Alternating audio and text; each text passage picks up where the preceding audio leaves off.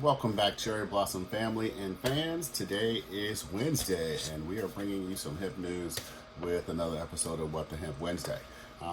Today, we are kind of covering some legal issues, legal mumbo jumbo, I suppose, that's happening in the world today, in the world of hemp and cannabis. So today's news articles have been brought to you by initially by the Associated Press, Ganjapreneur, Marijuana Business Daily, and Hemp Industry Daily. So we're trying to make a point to point those out, and we've been doing as good of a job of that in the past. So let's just get started. Maryland police can no longer stop and frisk based on cannabis odor. It's probably a good thing. Maryland Appeals Court has passed a law. This is law enforcement officers in the state can no longer stop people based on the odor of cannabis alone, and the police need a reasonable suspicion that a crime is being committed before they can even detain someone. That is probably because marijuana has been basically decriminalized in the state, so some of these old ways of doing things are become a little bit obsolete. Michelle Hall, she's an attorney that successfully defended the case in court, argued that the smell of marijuana is not enough to stop an individual on the street, and claimed that the odor of cannabis is often used as a pretext to justify further investigation, particularly in communities of color. The Court of Appeals in 2019 ruled that law enforcement officers in the state cannot make an arrest based on odor of cannabis alone, but the ruling didn't go as far as to prevent officers from searching a vehicle based on odor of cannabis. State law stated that, or the judges in that state determined that that dictates there's a reduced expectation of privacy in a motor vehicle. So still got to be a little bit careful if you're in Maryland and you're riding around. I think they're talking about more people walking on the street. So today, the DEA, this week, the DEA, they had some challenges in the court. They made a ruling back in, I think it was 2018, and they've had a couple challenges to that ruling about hemp extracts and their THC levels, and this is the DEA has been taken to court. U.S. Judge James Boasberg said Monday that the Hemp Industries Association and their organization that kind of lobbies and such on behalf of the hemp industries and hemp companies, and RA Botanicals, their company out of South Carolina, raised interesting questions about the DEA rule that appears to outlaw common methods of making hemp extracts, saying that the elevated levels of THC during manufacturing aren't allowed even if the final product meets the federal definition of hemp, which is a little strange. The Hemp Industry Association and RA Botanicals last year sent out a request to force the DEA to clarify how it intends to enforce the policy over temporary hemp byproducts. And hemp activists say the DEA is making an illegal power grab by banning something that Congress meant to allow. So far, no hemp extractors have been charged with any federal crimes because of elevated THC levels. So we'll keep an eye on that and see how that all plays out. But that kind of leads us into something else. We're talking about states banning Delta 8. We kind of touched on Delta 8 a couple weeks ago, kind of let you know what that was, but now things are kind of progressing in a strange way.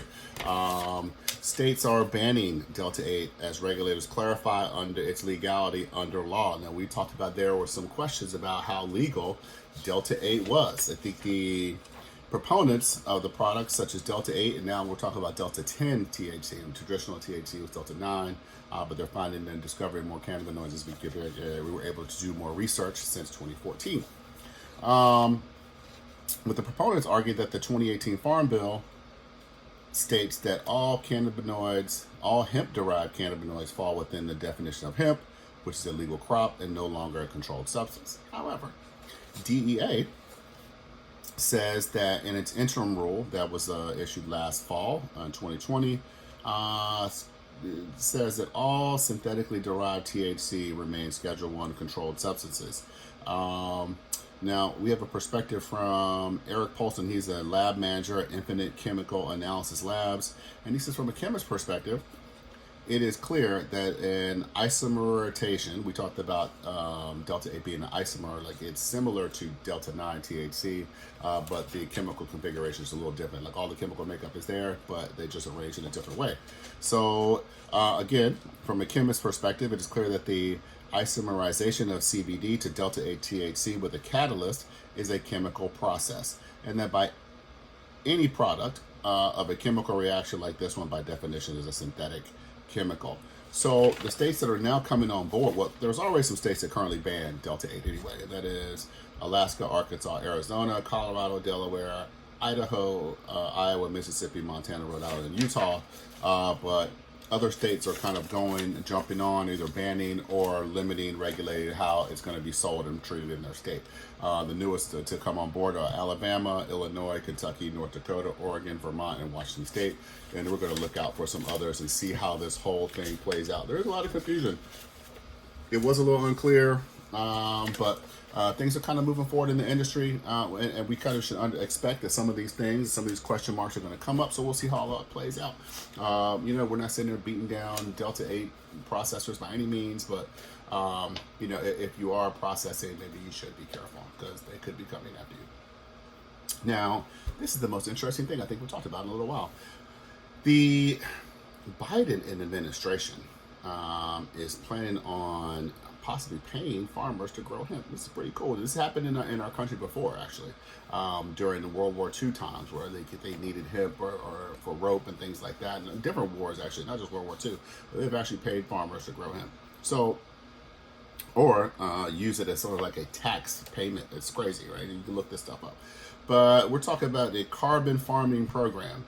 And the current Agriculture Secretary, Tom Vislak, is talking about using $30 billion from his agency's Commodity Credit Corp to pay farmers to adopt practices that would remove carbon from the atmosphere and fight global warming.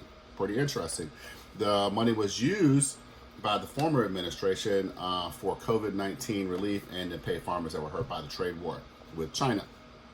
Now, the Biden administration is talking about they were trying to redirect that money to create a carbon market that would pay farmers directly, part of their Climate 21 program.